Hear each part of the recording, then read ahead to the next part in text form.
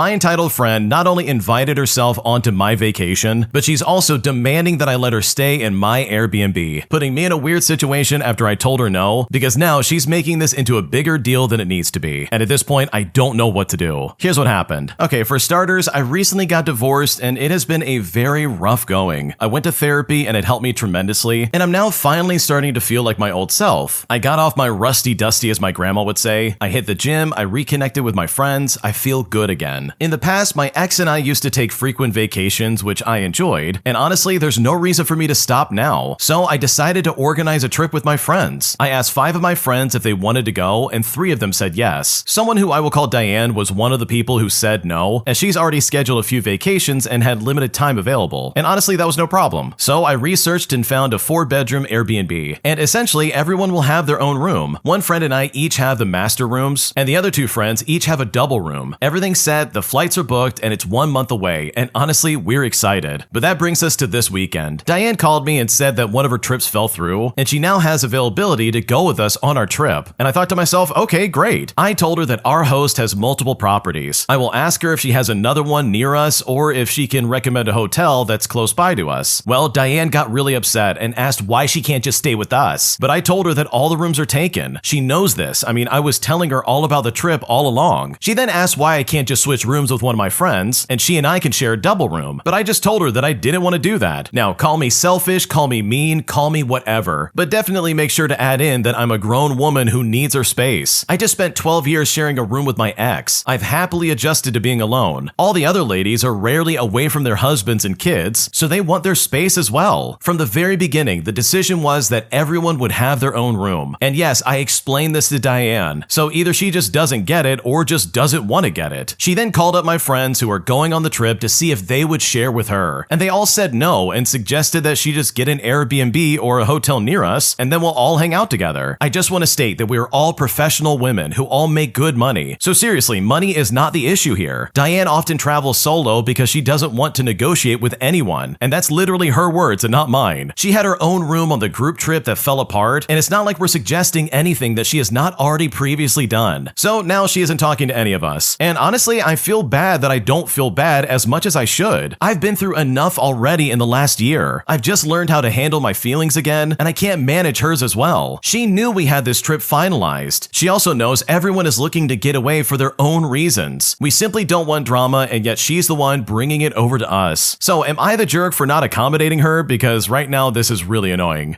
Okay, in my opinion, this is one of those situations where no, you are definitely not the jerk. Diane missed the boat, she missed the window of opportunity, and she's just got to live with it. And also, money's apparently not an issue, so it's like, okay, then what's the problem here? Just get a hotel and come and visit us, like it's not that big of a deal. I personally think the way Diane's acting is super selfish and just very entitled. It's like, okay, instead of just, getting a hotel yourself or getting your own Airbnb, you want to disrupt and kind of ruin the experience of one of the other women by sharing a room with them? Like, no, I'm sorry, that's just not gonna work. So no, you're definitely not the jerk. This is honestly some super entitled behavior, and honestly, I would not want to put up with this for a second. And I think you were right to shut this down right then and there. If you like Am I the Jerk, you're probably going to love Am I the Genius. Check it out, link down below in the description. Also, go to amithejerk.com/submit if you would like to submit your own stories. Am I overreacting for refusing to give my coworker rides to work anymore after he literally started telling people that I owed him because he apparently covers me at work? But after I put him in his place and revealed that that was not true at all, he's now incredibly pissed off at me, with my coworkers also looking at me very differently. And at this point, I really just don't know if I made a mistake, and I just don't know what to do. Here's what happened. Okay, so I'm a guy in my 20s, and for the last couple of months, I've been giving one of my coworkers rides home a few times a week because he doesn't have a car right now. At first, I did it just to help him out because we live in the same general area, but lately, he's been acting as if this is somehow expected of me. He stopped really asking and started assuming I was taking him. A few times he made me wait after my shift because he wanted to finish talking to people or grab food first, and if I looked annoyed, he would act like I was being difficult over a small favor. What really pissed me off was finding out that he had been telling other coworkers that I owed him rides because apparently he covers for me at work. The way he described it made it sound like he was constantly saving me. But what he actually means is that if I'm tied up with a customer in the bathroom or in the back grabbing something, he will tell the manager that I'm helping someone or say that he'll handle it so I don't get called out right away. I never asked him to do that, and half the time I didn't even know he was saying those things. So now apparently he's been framing it like we have this trade going on, where he protects me at work and I drive him home. And that really bothered me because it makes it sound like I'm depending on him, when from my point of view, I was just doing him a favor. Well, yesterday it finally blew up. He came out late again after my shift and got irritated that I was already heading to my car. Then he said in front of 2 other coworkers, "Dude, seriously? After all the times I've covered your butt?" And that was the first time I realized how he had been presenting this to other people. I then told him right there that I'm done giving him rides. He then got mad at me and said I was screwing him over after everything he does for me. And now a couple of people at work are acting like I'm cold for cutting him off when he's already having a rough time. Now I do feel a little bad because I know he needs the help, but I also feel like he turned something nice I was doing into leverage and made it sound like I owed him. So am I overreacting right now? Because I really just don't know what else to do. Okay, first off, you did the right thing by cutting him off. But seriously, the guy that's like taking advantage of you, this is the kind of person who, in my opinion, is always finding themselves in trouble, but never ever like admitting that they are the problem. Like seriously, this guy had a good setup. He had someone who was willing to give him a ride to work. Literally, he had his ride situation covered, and instead of being grateful about it, he tried to turn it into a, yeah, he owes me. This guy needs to do this for me because I'm covering him at work. And it's like, dude, you're talking out of your rear end. Like, what are you doing? Because from the sounds of it, it sounds like this guy's just doing like normal coworker stuff. It's not like the guy's doing the original poster's job for him. In fact, I would argue he's not doing that much at all. He's trying to hype himself up into some kind of like, oh yeah, he owes me, as if this is like the mafia, when it's like, dude, it is not that deep. You're the one on hard times and I'm the one with a car. Like, if anything, you owe me gas money. Like, what's happening right now? So for him to try and paint you as some kind of like subservient slave to you, like, bro, absolutely not. That is not gonna happen. So I think cutting him off and saying, no, I'm not gonna give you a ride anymore was the best decision you could have possibly made. Am I the jerk for correcting my roommate about the meals she was trying to eat when we were getting ready to go camping? Because after she ate some food that really didn't set well with her, in the past we've had to cancel trips, and this time I definitely was not willing to let that happen again. Here's what happened. Okay, for starters, I love my roommate very much. She's a wonderful person, I consider her family, and we've lived together for a few years now, and we're both pushing our 30s. Now, my roommate has a digestive condition that will literally cripple her with stomach cramps if she eats even just a little bit of dairy. She also doesn't eat meat, but she can do eggs and some fish, so as someone who loves food and cooking, I have found it very easy to cook for the both of us, and she's always so grateful about it. We even go on a lot of camping trips together, and we really love it. Well, several times now on our way to a camping trip, we would stop somewhere to get something to eat, and she would end up doubled over with horrible cramps by the time we got to the campsite, and we'd have to pick up and turn around. Now, because I cook a lot, I have a better idea of what's in most food than she does. But when we first ate out together years ago, I pointed out that something had dairy in it to the waiter and mentioned that she couldn't have dairy. But when I did that, she politely asked me not to do that again, and so I didn't. Well, last weekend, we went on a big kayak camping trip. We had just gotten off a ferry, and we were having a last hot meal at a little restaurant when she ordered something with brioche bread, which unlike most breads has a lot of butter in it. So I said to her, don't get the brioche, it has a ton of butter. She then shot me a dirty look and asked the waiter, who had to ask the chef, who confirmed that yeah, it did. And so in the end, she got a substitution. She was pretty pissed off at me for correcting her about her meal in front of the waiter, which, like I mentioned before, is something she's asked me not to do. Now, here's the thing about this trip though. We were going to camp overnight at Posey Island, a tiny island marine park off the coast of Friday Harbor. The island has only 2 campsites, and we rented both for 2 nights, so we were going to be getting the whole island to ourselves. And one day was the lowest tide of the month as well, so we'd be getting some excellent tide pulling in. And in total, there were 4 people on this trip. It was me, her, another friend, and my girlfriend. Now, at this point, we had woken up at 2 o'clock in the morning. We had driven 5 hours, taken a 2-hour ferry that cost $70, and we were gearing up to paddle a few miles over the harbor in the early morning cold. We had all taken time off work, which was hard for us, and the only reason we had taken such an early ferry was so we could paddle over early in the morning when there were like less boats in the harbor, because my roommate's afraid of kayaking near large boats, and honestly, none of us love it. So after all that prep and all that money and time, I was not willing to turn around because she didn't want to be told she'd ordered something with dairy in it. And the way the ferries work around here, we would be waiting maybe days to get on without a reservation, which was set for the days that we were leaving. So am I the jerk for like correcting her and being careful about her dietary restrictions? Because honestly, I don't know what else to do here. Okay, your friend is incredibly selfish and very rude. You mean to tell me they have a debilitating milk allergy and they can't even be bothered to like check what they're eating before you go on these trips? Like, holy crap, that is the real problem here. She sits there and tries to say,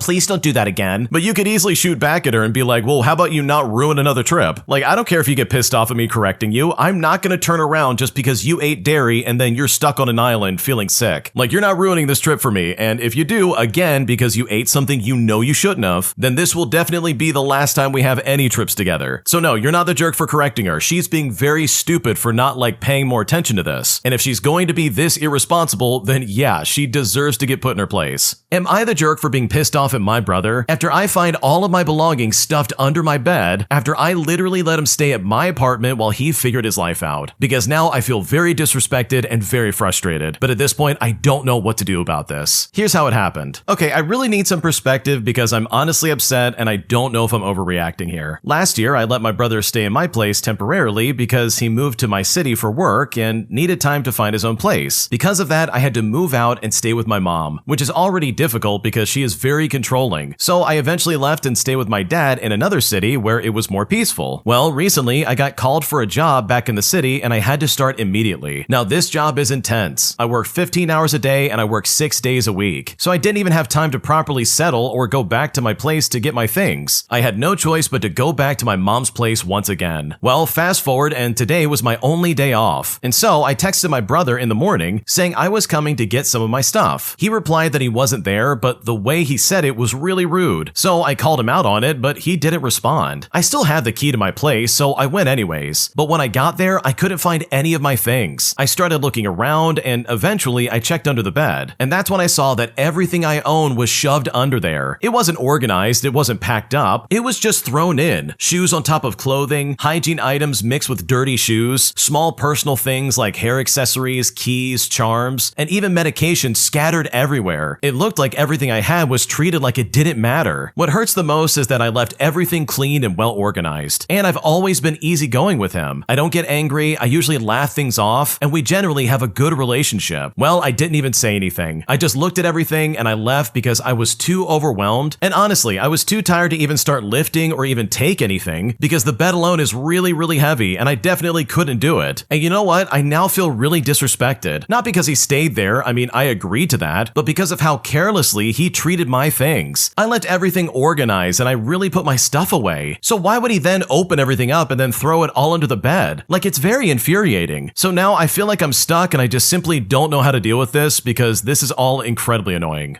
Okay, first off, no, you're not overreacting, but oh my god, we've got bigger problems here. There's a fine line in the sand for me when it comes to like helping people out, where it's like, okay, I'm a reasonable human being. I'm willing to help someone out if they really are in need of some kind of assistance. They can stay at my place if they need to, especially if they're family. I'll give them a ride to work or whatever's going on. Like, I'm willing to help out. But in my opinion, the way the original poster did it is completely wrong. You don't need to make yourself homeless to help out your brother. You give him the couch and say, hey, you can stay here for like a week or two until you figure your life out, and then you can move on and find a place to live. So the fact that you gave up your apartment so that your brother could live there, honestly, is crazy in my eyes, because that's literally the opposite way this should have gone. If anything, your brother should be staying with your dad or your mom. You shouldn't have to go homeless for him. Like, what's going on right now? And for me, if I was in your shoes and I had already agreed to give up my apartment and I was like, okay, I'll go live with mom and dad, and then I came back and saw my stuff disrespected and shoved under the bed, bro, I would lose my mind. I would be like, no, absolutely not. You've got to go. Get out of my apartment and move on with your life because this is not working for me. So no, you didn't overreact. I think honestly you're underreacting, and it really sounds like you're just letting your brother walk all over you. And that is very ridiculous and completely unfair. Today, I messed up by making my boyfriend and I move into an apartment that he didn't really like, because now we are both miserable and I feel like a terrible girlfriend. And at this point, I seriously just don't know how to make this right. Here's what's going on. Okay, so my boyfriend and I had been planning to move in together. Now, we wanted to move into the place of his brother where he planned to move out because his apartment is truly amazing. And we already kind of moved in there, but not officially. I mean, contracts were not signed. But after a while, the brother said that he actually might want the place back because he can't find a place that meets this requirement. Now, I interpreted this way too seriously, as if to say like, okay, there's no way that we can stay in this apartment. My boyfriend said to just wait, something will happen. But I didn't believe him, and that proved to be the biggest mistake ever. I hate insecurity, especially when it comes to apartments. Therefore, I wanted to move somewhere else. We found one that I liked. My boyfriend also found it good at first, but after seeing it for the first time, he felt uncomfortable. But I just brushed this off as him just being too negative. This then led to my boyfriend feeling like he couldn't really tell me his feelings anymore, since I always reacted poorly when he told me something that he didn't like about the apartment. Anyways, we decided to take the place and just moved in a couple of days ago. And I now realize that my boyfriend was right about everything. The place looks great at first sight, very modern and new, but now, moving into it, it just doesn't feel right. In fact, it feels too modern and too sterile. It's also quite expensive. It's still in our budget, but actually, I see now that the apartment is not really worth it. The worst part is that we didn't even have to do this, because currently his brother might lose his job, and maybe just can't even keep his apartment anymore. My boyfriend was right all along. Like, I should have just waited. The contract requires us to stay in the apartment for 2 years at least. I also have a contract now for a PhD for 3 years. After that, we will probably leave our town, so it wouldn't be worth it probably to move again just for a year. My boyfriend was really sad about the decision, but I didn't really notice. I felt something was off the last few months while we were deciding, but I really hurt him, and I really feel like the worst girlfriend ever. My boyfriend, however, says that he still loves me and wants to be with me, and that we will make the best out of it. But of course, we are super sad. We lost our dream apartment because of me, and now we're in one we don't really like. For the past week, I've only slept about 1 to 3 hours each night, lying awake with a horrible feeling of regret. My stomach hurts all the time, and I feel like I can't get over how horrible I was. My boyfriend's a saint, and honestly, I don't deserve him, because right now, I don't know what to do.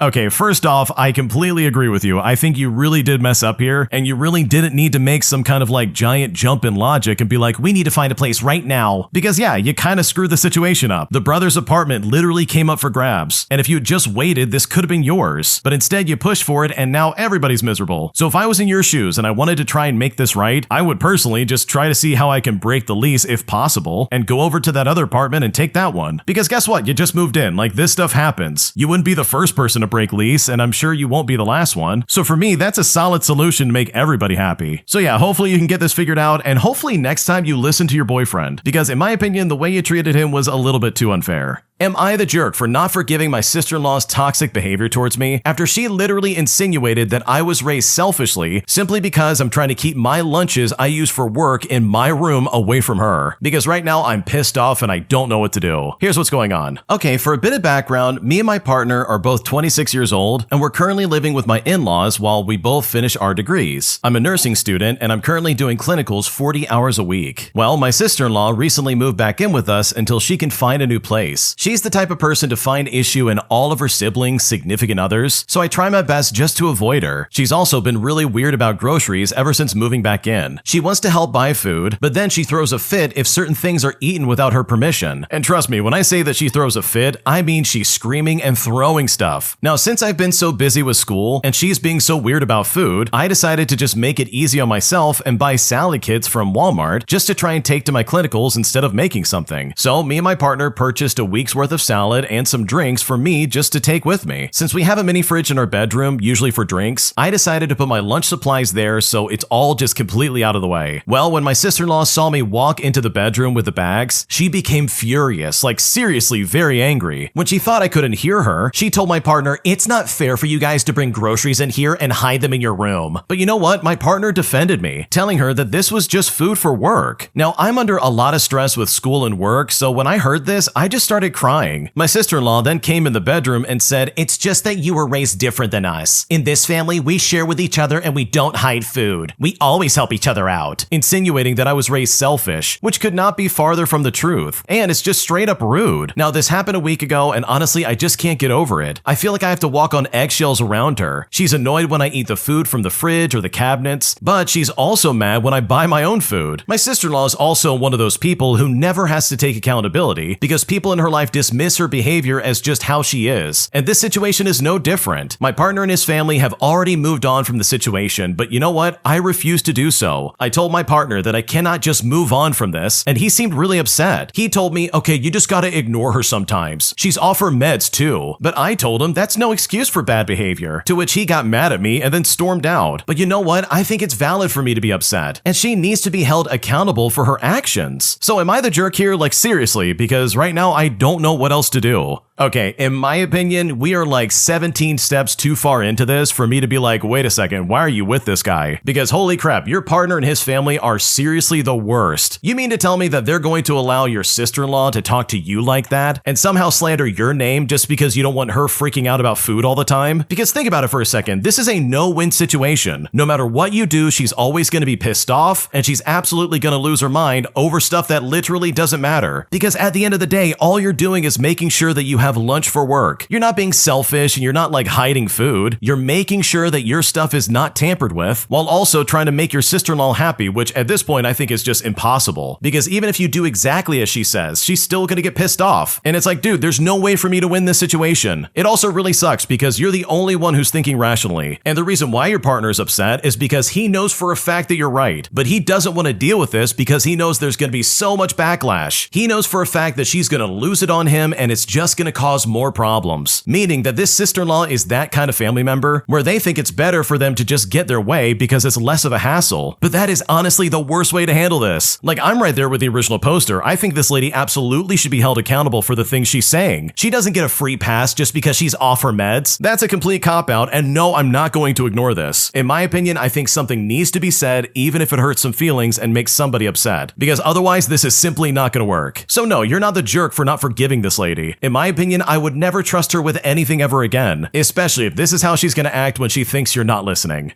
An entitled customer demands that we match the price for our product for a promotional deal at another store that literally expired 6 months ago. And honestly, I'm so done dealing with customers like this because they are simply exhausting and they don't know when to quit. Here's what happened. Okay, to set the scene, it was a quieter night, the busy rush was over, and we only had a couple of hours before closing. Most of the shoppers at this time were like the last second late night people who were grabbing stuff, and it was honestly nothing too bothersome if I'm being completely honest. But unfortunately, that piece came to a screeching halt when a cashier asked me to check the price of a product. It was a huge multi-pack of Dr. Pepper. They came up to me and said, "Hey, could you just check the price on this one? The customer's arguing that it should be $12, but the register says that it's $15. He says he has a photo of the price." So I go to check the price on the product, and no, it's not $12. In fact, there's not a single ticket for anything that's $12 in the whole aisle, let alone on the same shelf. I say to the cashier, "No, it's not $12, it's 100% $15. And the cashier said, "Okay, I'll let him know." Well, after maybe just a moment, my cashier says to me, "Could you please come down? He'd like to speak to a manager. He's got a picture on his phone and he wants to show you." And I overheard this on the headset in a beaten voice. Now, I knew exactly the sort of customer I was going to be dealing with at that moment, and I told the cashier I'd be down in just a second. When I got down there, the cashier pointed me to the customer. So I put on the old tried and true retail smile, and I said to them, "Hello there, how can I help you?" And I said that mentally prepping myself for the oncoming conflict. The man in his late 50s, possibly even early 60s, didn't say a word back to me. He didn't look at me in the eye, and instead he thrust his phone into my face. He then held it there, arms straight and proud, as if he were Van Helsing and I were Dracula, and the phone that he held out in front of him was a golden crucifix that would turn me into ash. I looked at the image that he showed me on his phone, and it was a screenshot from a Facebook page that was itself a screenshot from a Google search showing a price for the same product for the aforementioned $12, but at an entirely different supermarket 6 months ago. I looked at the image he showed me proudly, as if it were an image of God itself, and I knew there was no point arguing with this person. I've worked in retail well over a decade now. I have had these arguments before with these same sorts of people, and I've come to realize two truths about such people. For one, they have time, but I do not. They will argue long after you easily point out their obvious mistake, and even still, they'll continue to argue, for they are immune to logic and are angered whenever you try to use it. Whereas for me, I have jobs that need doing, staff that will want to go home on time. The longer I spend arguing with people like this, is longer I might have to ask people to stop after closing so we can finish what jobs need doing that night. Secondly, something I learned much later is that these people are honestly lonely. They are tiresome, draining, no one wants to be around them. They're talking and complaining to you, the retailer worker, and this might just be this person's only in-person social interaction. Oh, I'm sure they have plenty of Facebook friends who back up their beliefs or views, but no one in the real world ever wants to deal with them. And so they pick stupid fights just so they have a reason to talk to another human being for a longer period of time. And so with all that in mind, as I looked at the image he showed me, I sighed internally and I simply said, wow, that's a pretty good price. He then declared with an air of victory in his voice, oh, I know, it's cheaper and I would have thought that you would match it. I then responded by saying, no, we can't. I can give you a refund though. As I see you've already bought the item already, I'll refund you and you can go buy that one. Would you be okay with that? He then said to me, yes, I think I'll have the refund at that price. And he again held his phone in front of my face with the same outdated offer from another retailer. I glanced at it and I just said, well, if I were you, I would get that offer. It's better than what we charge. I then did his refund as quickly as possible. Now, is there anything else I can help you with today? He then looked at me and said, nope, I think I'm good. Thank you. And he said this as though he had just won some imaginary war. I then just quickly nodded to him and then I left. He didn't bother any more staff after that and then shortly after that left the store. Now again, younger me would have fought him on this. I would have pointed out the date, the fact that it's another store, and I would have gone back and forth with him. But these days though, I feel I understand the benefit of simply getting such a person out the door as quickly as possible. I don't want to feel as though I've won anymore. I just want to get the job done and get my staff out on time so they can go home to their loved ones. Because after all, that's what's really important in this situation.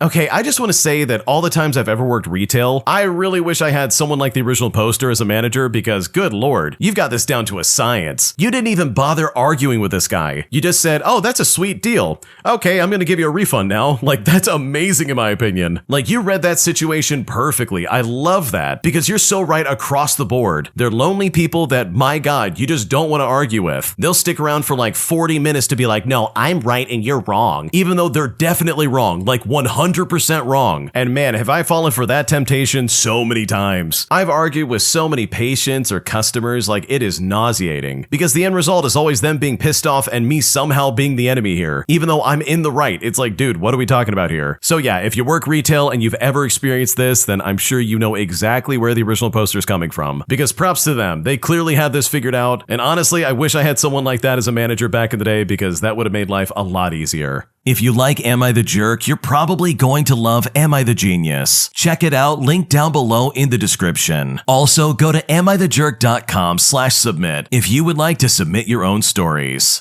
My parents repeatedly told me throughout my entire childhood that if I ever bought myself my own car, it would be the dumbest thing I could possibly ever do. But now that I'm an adult without a car, I'm honestly feeling lost, as the goalposts of this stupid argument has changed completely, putting me in a situation where I really just don't know what to do. Here's what's going on. Okay, so I don't know who's in the wrong here, but when I started making decent money in my part-time jobs from the age of 18 to 20, I always had a desire to buy my own car. All my friends had one, and I was sick of having to take the bus everywhere. I thought the idea up with my mom and dad, who both told me with smug laughs and quite condescendingly that buying a car would be insanely stupid and that I'm basically paying to keep it in the garage, while also saying that I apparently don't need one because I don't have a full-time job and that people only use cars to drive to work and nothing else. At least that's what it felt like they were implying. So, being a naive and obedient child, I listened and completely scrapped my wishes of buying a car. Instead, I spent all my money on useless garbage, video games, phones, food, basically all things I could have lived without because I felt like there was no point in keeping all my savings. Funnily enough, my parents never said a word about my spending habits with all of these things, but for whatever reason, buying a car is like the worst thing in the world for them. Anyways, fast forward to now, I'm 21 years old and I'm sort of broke, and I'm needing to drive way more often. Sometimes it's for work opportunities, but sometimes it's for shopping, and most recently for a date I was planning to go on tomorrow. I asked my dad today if I could drive the car tomorrow, as I want to take take said date out, and lo and behold, my dad needs the car for something else. Now that's absolutely no worries with me, fully understandable as he needs it for work. But then he pulls me aside and asks why I'm using the car so often, and also telling me that I should stop asking to use it so often, as apparently it's his pride and joy, and he doesn't want to get it damaged. And now I'm insanely confused, because basically all throughout my formative teenage and early adulthood years, he and my mom kept telling me not to buy my own car. Basically anything else I did with my money was okay, but a car was the absolute final straw, and it made me feel like I was insanely stupid for wanting to buy my own car. I don't want to blame my parents for my money spending issues, as I have to accept some responsibility for my own actions at some point, but it definitely feels like a domino effect in some ways. I would argue that learning to control my finances while owning a car would have put me in a better and more educated financial position now. I don't know what I'm hoping to achieve by posting this here. It's mostly just a rant, I guess, but I also wanted to see if anyone else has ever had a similar experience with their parents, because right now I'm quite pissed off and I just don't know what to do.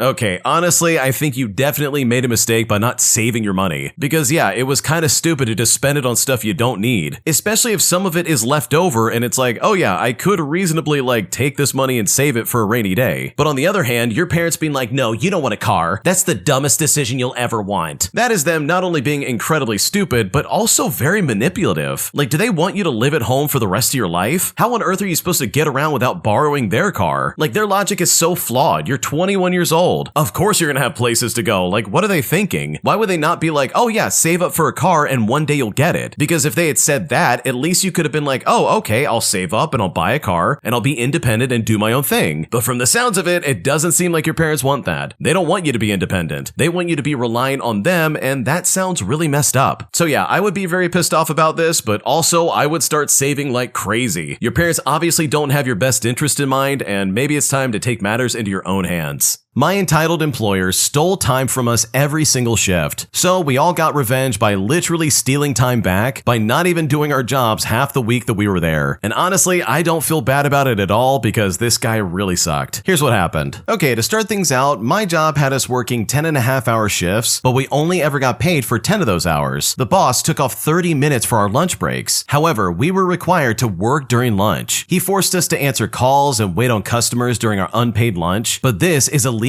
He must have saved over $100,000 on payroll in the 5 years that I worked there doing this. Anyways, when I became a shift manager, I made sure that we took 2-hour lunch breaks, an hour break in the morning and an hour break in the afternoon. And on slow days, we would stand around doing nothing for hours at a time, all while the job was being done, mind you. The owner never found out as he never worked alongside of us, and he would drop in on Fridays to pay the bills and occasionally call us to check in on things. In the last year alone, I would sit in the break room on my phone for hours at a time, only answering calls and talking to customers as they came in. In fact, I think in the last year, 15 out of the 40 hours a week were spent doing absolutely nothing. I bet overall, I must have racked up over 2,000 hours doing absolutely nothing in a 4-year period. I always showed up on time, stayed late if needed, and made sure the job was done correctly and always treated the customers with respect. Anyways, he promised me health insurance when I turned 26, but when it came time to do it, he mysteriously just couldn't afford it, so I ended up leaving. The next job I worked at, a hospital billing department, we had our work queue laid out on our screen every morning. And you know what? I would shred through the queue in the morning and then sit on my butt for the rest of the shift, which goes to show you that I carry these lessons with me wherever I go.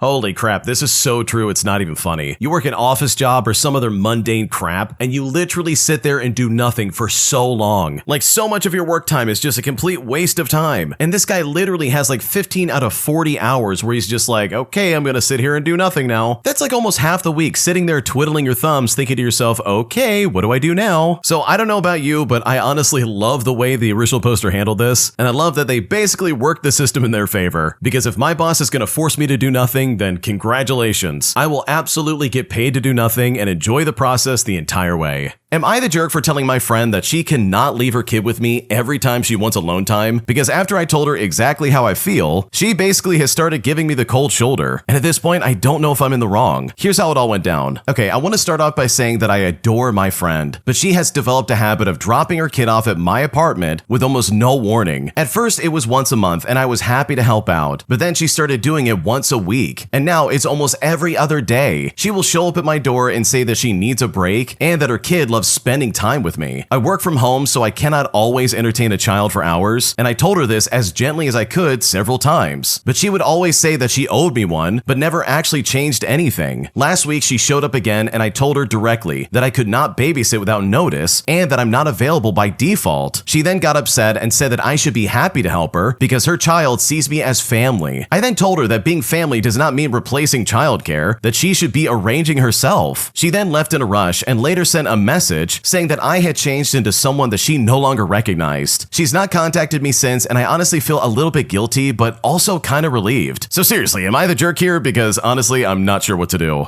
Okay, in my opinion, the second anybody starts dropping their kid off at my apartment, that's the second I'm no longer friends with them and I'm absolutely gonna start turning them away. Like, dude, you can't just do that and expect me to be okay with it. You're also taking advantage of me and that is really obnoxious. So no, you're not the jerk for telling your friend exactly how you feel. They were obviously expecting you to just kind of like lay down and take it, and that's not fair for anybody. Because at that point, you're no longer in a friendship, and if anything, they probably see you as a babysitter. Am I the jerk for defending my adopted sisters and for upsetting my girlfriend after we had an argument about them? Because right now things have gotten really weird between the two of us, and now I'm wondering if I'm in the wrong. Here's what happened. So when I was 16 years old, my family adopted 3 girls from my high school. Their mom had passed away, they had no other family, and they were about to be taken by Child Protective Services. I was close with one of them and I saw firsthand the stuff they went through, including substance issues and older men taking advantage of them. My parents helped them with everything: school, college, cars, apartments. They truly treated them like family. Now, we are all in our late 20s and the sisters have mostly drifted away. They rarely visit or reach out, and my mom is hurt and honestly feels used. I think it's sad, but I also understand it. They never asked for a new family. They were thrown into ours during a traumatic time, and now that they're adults, they want space. And I just don't think kindness should require a perfect return. My girlfriend is close with my mom and has absorbed her frustration. She dislikes the sisters even though she has only met them twice. Today, her employer mentioned knowing the sisters in high school and said that they were rude. But I said that 2 of them had that reputation, but the 3rd was well liked, and that was it. My girlfriend then immediately asked why I always defend them, why I'm so protective, and why I just can't admit they're being ungrateful. When I tried to explain that I saw what they lived through, she just mocked me. She said to me, "Oh, boo-hoo, do you have to protect them? Are you in love with them?" And that accusation really bothered me. I'm not in love with any of them, and the fact that she jumped to that made me feel ridiculous for even trying to be understanding. It also feels like she enjoys hearing negative things about them, which makes no sense given how little she knows them. The argument lasted all day and then it escalated, and I ended up calling her insecure, crazy, pathetic, among other hurtful things, which I honestly regret, but I seriously felt like she was gaslighting me. And now she says that I'm ruining our relationship because I'm defending a sister that I'm in love with. And honestly, I just don't know how we got here. I'm not obsessed with the sisters. I just don't blame them for distancing themselves. And I don't think that what my family did for them means they owe us lifelong loyalty. So am I the jerk in this situation? Because this is honestly frustrating and I just don't know what to do.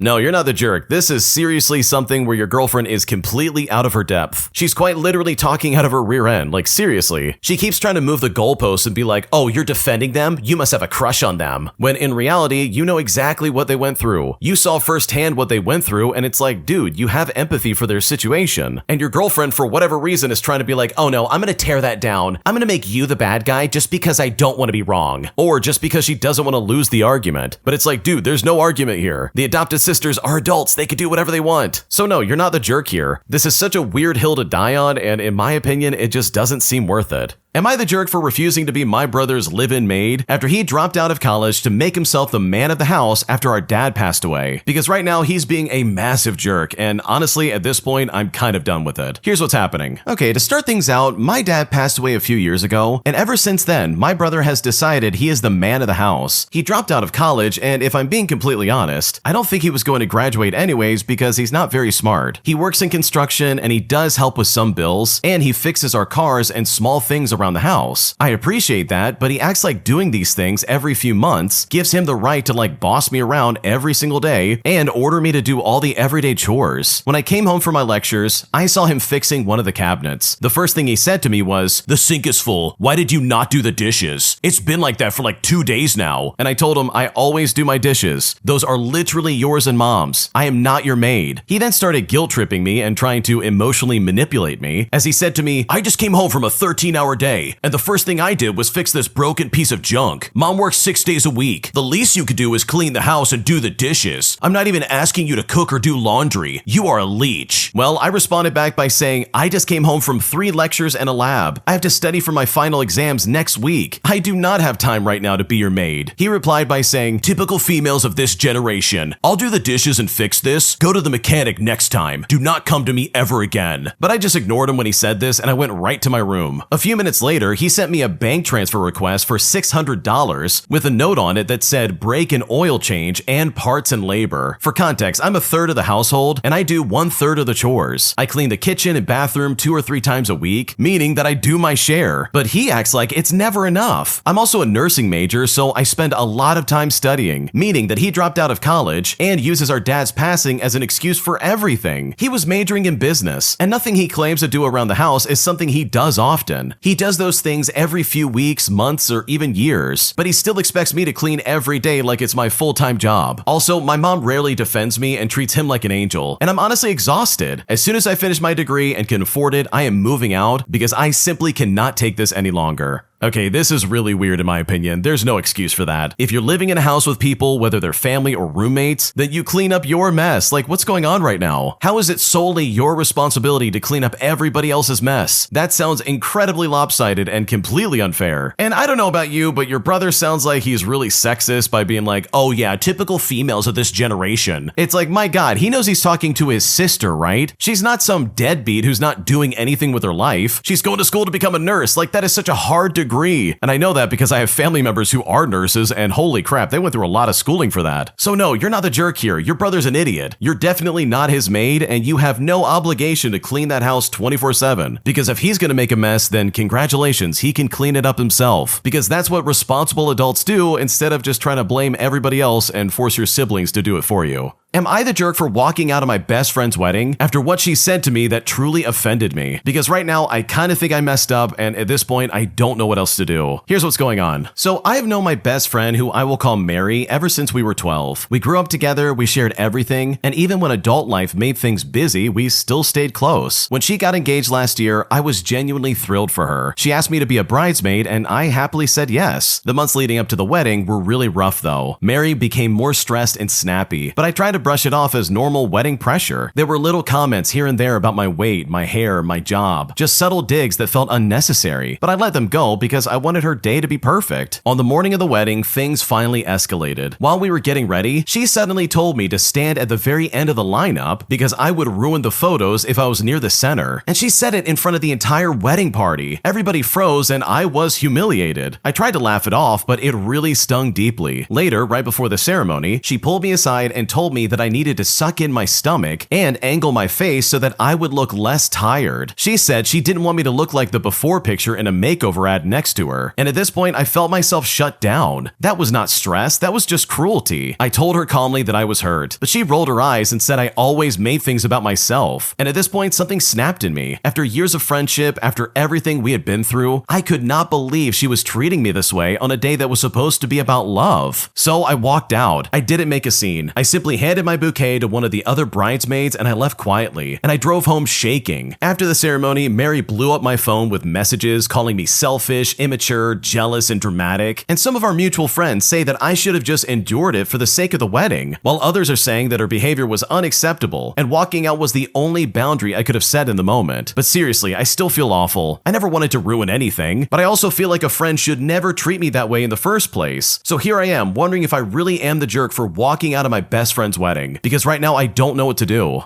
Okay, in my opinion, and this really is just my opinion, I really think you probably should have waited until the wedding was over. Like, I totally understand she's being rude and she's saying nasty stuff, but from my perspective, I think it would have been better to leave after the wedding itself and not even go to the reception or anything like that. Don't get me wrong, you were completely justified in walking out. Like, if someone talked to me like that, I would probably be like, okay, I am not sticking around. But I think in this instance, it probably would have been better to stay at the wedding and just deal with it, and then choose to cut her off and be like, oh yeah, you're toxic and I hate you. But seriously, what do you think? Leave a comment down below. We would love to hear what you have to say. My entitled friend broke an expensive turntable in my house and is now refusing to pay for it, claiming that I'm putting materialistic things above our friendship. And right now I'm really pissed off as she's starting to turn our friends against me, saying that I'm the one at fault in this situation, despite the fact that she broke something in my house. And at this point, I feel like I'm at my wit's end because right now I just don't know what else to do. Here's what's going on. Okay, so this happened last weekend and I'm still mad about it. I had my friend, who I will call Sarah, over for dinner, and she was being her usual clumsy self, and it's here that she knocked over my vintage turntable that I've been collecting records for. The thing completely shattered, the tone arms snapped clean off, and the platter cracked right down the middle. This wasn't some cheap Amazon special either. I paid $800 for it 2 years ago, and it was in perfect condition. When it happened, she just stood there and was like, "Oh my god, I'm so sorry." But she didn't even offer to pay or anything. I was trying to stay calm, so I just said, "Okay, we'll figure this out later." The next day, I texted her the receipt, and I asked if she could cover it since her insurance might help. Well, when I did this, she completely flipped it on me, saying that it was an accident and that I shouldn't have had something so expensive right where people could bump into it. And it's like, what? I'm supposed to childproof my entire apartment for grown adults? She kept saying that she doesn't have that kind of money right now, which I completely get, but she literally posted pictures from some expensive brunch place the same day. Then she had the nerve to suggest that I should have told her beforehand that stuff in my house was fragile. I've known this girl for 6 years, and she's acting like I set some kind of trap for her. The worst part is that she's making me feel like the bad guy for even bringing it up. I ended up telling her that if she can't take responsibility for breaking other people's stuff, then maybe she shouldn't come over anymore. She then called me materialistic and said our friendship means more than some stupid record player. And now half of our friend group is saying that I'm being harsh and that apparently accidents happen. But like, if you break something expensive, you pay for it, right? That's just basic adulting. I'm not asking her to pay it all at once. Even like $50 a month would show that she cares. My roommate thinks that I handled it wrong and I should have been more understanding about her financial situation. But honestly, I'm tired of people thinking that being broke gives you a free pass to be irresponsible. She should have at least offered something instead of just getting defensive and trying to make it my fault. The turntable is completely ruined and I can't afford to replace it anytime soon. So am I overreacting here, or is she being a terrible friend? Part of me wonders if I should have just eaten the cost to keep the peace, but that just doesn't seem fair either. I worked extra shifts to buy that thing, and now it's sitting in pieces in my closet. She won't even acknowledge that she should help pay for it and keeps changing the subject whenever I bring it up. I'm really questioning this whole friendship at this point because her reaction tells me everything about what kind of person she really is. What should I do? Okay, first and foremost, this is some crazy entitlement in my opinion. Your friend is a complete jerk and literally doesn't care about you. First of all, if I was in someone's house and I broke something expensive like that, I would be going out of my way to pay them back. I don't care what it takes, like bro, I'm gonna make sure they get their property back, especially if I damage something that's like $800 and really hard to find. But the fact that your friend tried to be like, "Oh wow, you're so materialistic. Is our friendship more than some stupid record player?" And it's like, dude, I would love to flip that right back at her and be like, yeah, is it worth a record player? Pay me back. You literally broke it because you're being irresponsible. Because that's all that's going on right now. It's crazy that she wants to sit there and be like, wow, you should have told me that there were fragile things. But the original poster's right. Like, what are you, a toddler? Like, what's going on right now? You're a grown adult. You should know better. Like, what's happening? So no, of course you're not the jerk. This is absolutely not your problem. Your friend is a piece of garbage for not being willing to help pay for this, or at least come to some kind of agreement between the two of you. And the fact that she's trying to be like, oh wow, the original poster's the one at fault, not me. Like, that is a seriously delusional attitude, and honestly, I also would be questioning this friendship, because as far as I'm concerned, it's over and she is absolutely at fault. If you like Am I the Jerk, you're probably going to love Am I the Genius. Check it out, link down below in the description. Also, go to amithejerk.com/submit if you would like to submit your own stories. Am I the jerk for refusing to cancel my weekend plans, even though my sister suddenly decided that she wants my help moving, saying that if I don't help out, then suddenly I'm betraying the family. And at this point, I'm exhausted and I seriously don't know what to do. Here's what's happening. Over 3 months ago, I planned a weekend trip with 2 of my best friends. We booked a lakeside cabin through Airbnb with direct lake access and boats. The reservation and our activities are already paid for and cannot be refunded. I've been looking forward to this trip for months, especially because I rarely do anything for myself myself, and I'm a big fan of fishing. Yesterday, my younger sister, who's 27, called and told me that she's moving out of her apartment and into a new place across town. She said that she needs help lifting furniture, loading boxes, and transporting pretty much everything. She knew months ago that her lease was ending, but waited until this week to pack up. She now says that she cannot move this weekend without me, and that my plans are not more important than family. For context, I help my sister constantly. I babysit her kids when she works late at night. I loan her money when she falls behind on bills. I drive her to appointments when her crappy Chrysler won't start. I even helped her move twice before, both times with very little notice. I love her, and I do not mind supporting her when I can, but this trip was the first thing I planned strictly for myself in a very long time. Well, I told her that I'm still going to the lake as planned tomorrow, and she blew up at me. She called me selfish and said I'm proving I only care about myself. She then texted our mother, who phoned me, and said that I should cancel and help my sister because family comes first. So I reminded my mother that my sister has had months to prepare and could have hired movers, recruited friends, or organized things earlier. And now both my sister and mother are furious with me, and I feel incredibly guilty, even though this was not a last-minute trip. My friends think that I should still go and say that I have enabled my sister for far too long, but I feel torn because I do not want to be the villain in the family. So am I the jerk in this situation? Because right now I don't know what to do. Okay, no, this is so unreasonable. You've literally already booked your entire vacation plans, and they're trying to be like, oh, you need to cancel that right now. Like, dude, what are you talking about? No, that is not gonna happen. It's crazy to me that anyone's gonna be like, wow, how dare you go on vacation instead of helping out your sister at the last second. Like, yeah, that's exactly what I'm gonna do. I help her out constantly. Are you kidding me right now? And it's so funny, the very people who are being like, you're being selfish, are also the same people who would like never step up and help your sister out, but still expect you to do something about it. Like, dude, this is so backwards.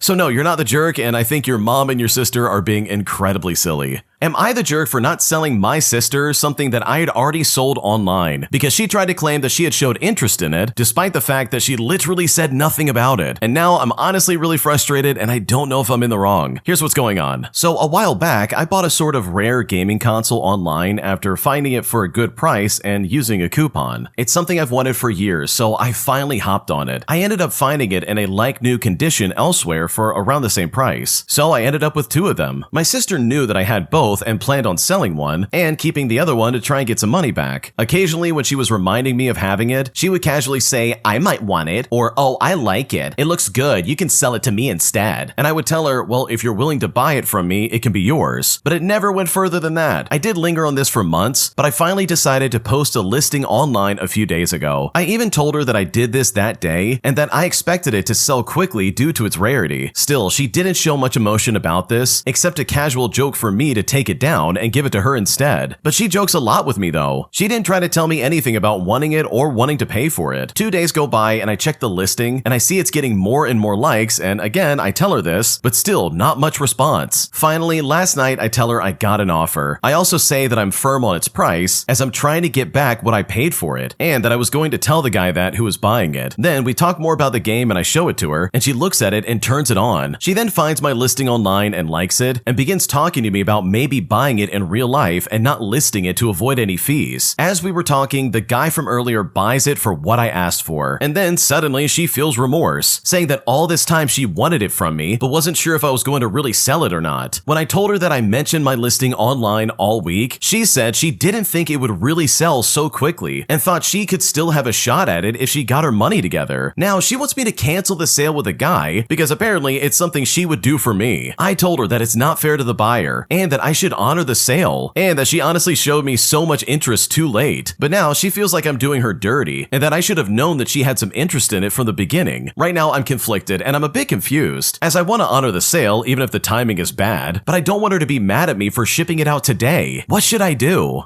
Okay, if your sister really wanted it, she would have been like, hey, let me buy it right now from you before you list it online. Like, if she really wanted it, she would have been like, wait, don't list it online, I'll buy it. And then it could have been taken care of from there. But for me, it kind of seems like she wanted you to give it to her for free instead of, like, selling it to her. And this is one of those things where it's like, oh man, if you had just spoken up earlier, this could have been taken care of, like, a long time ago. And it's really ridiculous that she's trying to be like, wait, you sold it? What do you mean? I wanted to buy it. Meanwhile, she showed no interest in actually, like, initiating that. So no, you're not the jerk. your sister is an idiot because she had so many chances to buy it and she still decided to do nothing. Am I the jerk for refusing to lend my cousin my car after she kept lying about small things over the years? Because after she lied to my family about me, I now feel completely betrayed and very shocked. And at this point, I'm really not sure what to do to try and fix this. Here's how it all went down. Okay, for starters, I grew up fairly close to my cousin, who's only a year younger than me. We were always thrown together at family gatherings, and because we live near each other, our parents like to act like we were automatically best friends. As adults, the relationship has become strange. She has a habit of telling small lies that seem harmless at first, but eventually they pile up until I feel like I never know what version of the truth she's giving me. Last month, she asked to borrow my car for a few days because hers had started making a loud scraping noise. I didn't feel comfortable lending it to her, especially because I've seen how she treats her own car and because she has a history of leaving out important details when she wants something. I tried to keep it gentle and I told her I would be happy to help her look up a mechanic or give her a ride if she needed it, but I wasn't comfortable handing over my car. She acted like she understood, but later that day, my aunt called me. She was upset and told me my cousin had said I refused to help her even though she was stranded at home and needed to get to work. But that simply wasn't true at all. I had offered her rides. When I explained that, my aunt went silent for a moment and simply said that she would talk to her daughter. A few hours later, my cousin messaged me saying that she didn't think it was a big deal to exaggerate the situation and that I shouldn't make everything so dramatic. She then told me that family should help each other out unconditionally and that I made her look bad. And now the whole thing has turned into a huge family argument. My parents think that I should have just given her the car for a couple of days because she's family, and my friends all say that if someone lies regularly, it's understandable not to trust them with something expensive and essential. I'm stuck wondering if I drew the line too hard or if this was finally the moment I stopped enabling her little lies. So am I the jerk here? Because at this point, I'm honestly really pissed off. Okay, this is so annoying. I hate people who exaggerate and make things bigger than they actually are because that is crazy in my opinion. Seriously, this is so frustrating. Like, why not just tell the truth or at least accept the truth that's given to you? For me, I would never lend this cousin my car ever. Like, I would never give that to him and I'd be like, sorry, I'm not giving it out. Because that's an expensive loan, dude. And chances are she's probably gonna mishandle it and it's gonna be your problem. So the second anyone tries to throw me under the bus for something I refuse to give them, that's the second I will never help them out again. Like, seriously, I put up a wall, I say sorry, but enough is enough, I'm not helping you, and that is that. So yeah, this is some stupid behavior, your cousin's an idiot, and anybody who's taking her side, in my opinion, is also an idiot. Because no, you don't just help out family unconditionally, especially if they're gonna lie about you in the process. An entitled boomer demands that me and my nephew shovel his driveway for a ridiculously low price. But despite telling him no repeatedly over and over again, he still refuses to take the message. So I decided to confront him to finally shut him down. Here's what I did. Okay, so we live in an area where we get blasted by snow a few times each winter and it accumulates. Most people shovel or hire someone to shovel after every big snow. My mom has gotten older, so me or my young adult nephew will swing by her place, which is 15 minutes each way by the way, just to plow our driveway and walkways. Now, of course I do it because she's my mom. I don't ask her for any money, and frankly, it would be better for me to hire it done instead, but it is a chance to see mom, so this is not about money. Having said that, her boomer neighbor has tried to hire me and my nephew to do his driveway as well. His driveway is much longer, so it would not be a quick and easy job, and frankly, the neighbor has never really been nice, and the only time I see or hear from him is when he wants something, so I have better things to do than clear his driveway for him, and I've told him no various ways, including that I'm not in the snow removal business and I don't want to be. The neighbor also asked my nephew and my nephew also told him no each and every time. But apparently no doesn't mean no to this neighbor. It just means ask again later like some kind of broken magic 8-ball. On the occasion in question, we had gotten some snow and both my nephew and I were at my mom's place and had our driveway done very quickly. Well, the neighbor came out and flagged my nephew down, asking if he would clear his driveway and that he would even pay him $20 to do it. But my nephew scoffed at him and told him no and then just walked away. My neighbor then decided that this was offensive and turned to me and say, "No one wants to work anymore." But I told him he works really hard. That's why you keep badgering him about working for you. Don't even pretend it's about him. The neighbor says I'm not badgering him, but I told him yes you are. He has made clear that he doesn't want to work for you, and he's even told you no several times, and I'm telling you to leave him alone. The neighbor then says it's just disrespectful, but I just decided to end it by telling him good night, and I went inside with my nephew and my mom, because arguing with this guy is honestly a massive waste of time. Oh yeah, this guy is completely full of crap. He's trying to sit there and be like, nobody wants to work anymore. And then he offers you guys $20 to do his long driveway. Like, what is going on right now? That's not nearly enough, and plus, I would never want to do any work for him. Chances are he's probably just going to complain the entire time, and I guarantee you, this guy's going to be ungrateful the entire time. So yeah, you guys absolutely made the right choice by shutting this guy down and going away from him. And hopefully in the future, this guy gets the message and doesn't try that crap ever again. Today, I need to figure out how I can move out to my grandmother's house without causing a full family meltdown, because I know for a fact that my parents are going to lose their minds when they find out that I want to move out. And at this point, I seriously am at such a loss that I just don't know how to navigate this. Here's what's going on, because this is really tricky. For starters, I'm 19 years old and I'm living at home with my parents. I work full time, I pay my own car note, I pay for my insurance, my phone, my own food, as well as literally everything else. I help around the house, I take care of the dog, and I stay out of trouble. No substances, no drama, no partying, or nothing. I literally work full time and that's it. My parents are very controlling and the situation has been building for years. It's a mix of double standards, random anger, shifting rules, and constant pressure. I get nitpicked for small things, blamed for stuff that isn't my fault, and constantly told that I need to do more. For example, my dad lies about small stuff and then yells at me for things he himself does. He changes rules with no warning. He'll restrict stuff that I pay for myself. And my mom switches between depending on me and backing him up. Any tiny thing becomes a lecture or a family meeting, and I feel like I'm walking on eggshells every single day. I also don't feel safe having honest conversations, because he either storms off or blows up. They scheduled another meeting, and my dad told me there would be big changes that I'd have to adjust to. And based on past patterns, that means either losing my room or another set of extreme rules. And I am not willing to live under that ever again. Because of how stressed I've been, I've asked my grandmother and my aunt if I could stay with them for a few months while I save for my own place. Now, they didn't say no, but they said they don't want to cause a rift in the family and want to make sure my parents know it's my decision and not them trying to take me. My dad will not be okay with me moving out, even though I'm an adult. He will take it as me betraying him, and he may show up angry. That's why my grandmother's house is also hesitant. This is literally family politics, and I just can't believe this. This really just makes me so angry right now. So here's my problem. I want to move out quietly and without a war breaking out, but my parents aren't the type to handle any kind of news calmly. If I tell them ahead of time, there will be yelling. If I move out first and tell them afterwards, they might show up at my grandmother's house and cause more drama. So I'm stuck between either staying in a stressful house that's affecting my mental health or moving out and risking a giant blow up. So seriously, how do I handle the conversation with my parents? Whether I tell them before or after moving? How do I avoid my dad storming over to my grandmother's house? Like, what kind of boundaries can I set as an adult without escalating things? What should I do?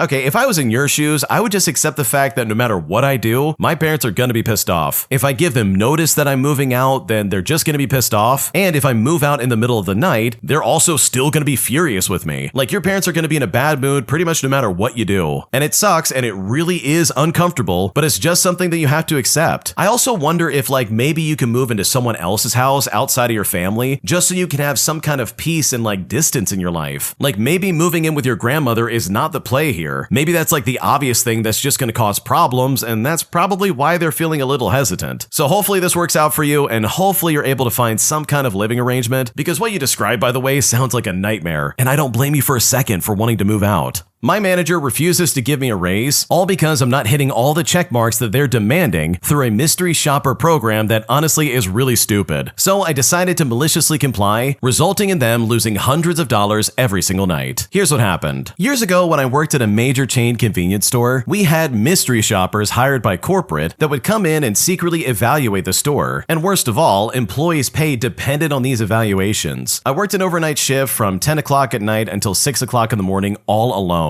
And that's an important detail, because the mystery shopper evaluation list included asinine things like hot, fresh coffee and stuff like that. Not having them would cause you to be docked points and thus not get a raise. Now, if you've ever worked this kind of job, you know that it is just silly during those hours of the night when there are literally no customers there. The idea is to balance availability against waste. But after 2 rounds of my day coworkers getting raises, and I didn't because per store policy I didn't make extra coffee or roller grill items during the night, I decided to speak to my boss about it. I said to them, I understand that this is corporate policy, and I also understand that our store policy is to not do this at night. What can I do as a night shift worker to get better evaluations? And I said something along those lines, not adversarial or anything like that. Well, my boss told me, just make sure you get full points on every line. That is your only job, and handed me another evaluation list to study. So I thought to myself, okay, fine. Now's my chance to maliciously comply. For the next couple of weeks, I made sure to make fresh coffee, both decaf and regular roast, right at 10 o'clock p.m. when I got to work. And I fully stocked the roller grill, hot dogs, jalapeno sausage dogs, taquitos, etc. And then at midnight, when exactly none of this stuff had actually sold, I closed the doors and I went to stock the coolers. This took around an hour, and it's just something that's done on the night shift. So at like 1 o'clock in the morning, I would then toss all the roller grill items, and I would pour the coffee right down the drain. Then right after that, I would make 2 fresh pots of coffee and restock the grill and just reopen the doors. Then at 4 o'clock in the morning, I would repeat the process and dump all of it, and then turn right back around and make it fresh again, because it had been there for like 2 hours. Eventually, the boss called me in and told me that as long as I get 10s on all the other items, I would be getting my raise along with everyone else from then on. But he then said to me, but please, just stop wasting $100 a night on stuff that doesn't sell. So I said to him, oh, no problem, boss, I can absolutely do that. Which is really funny, and it's kind of too bad that he didn't notice the issue until it finally cost him his bottom line and actually had an effect on him. Which, if you consider the crap I went through for this, is kind of ironic. Okay, for me, I love that so much because holy crap, if these people are really gonna dock you points over so many stupid things and then be like, sorry, you're not getting your raise yet. Like, that is crazy and that is really stupid. So good for you for doing exactly what you did, because if I was in your shoes, I would probably do the same thing.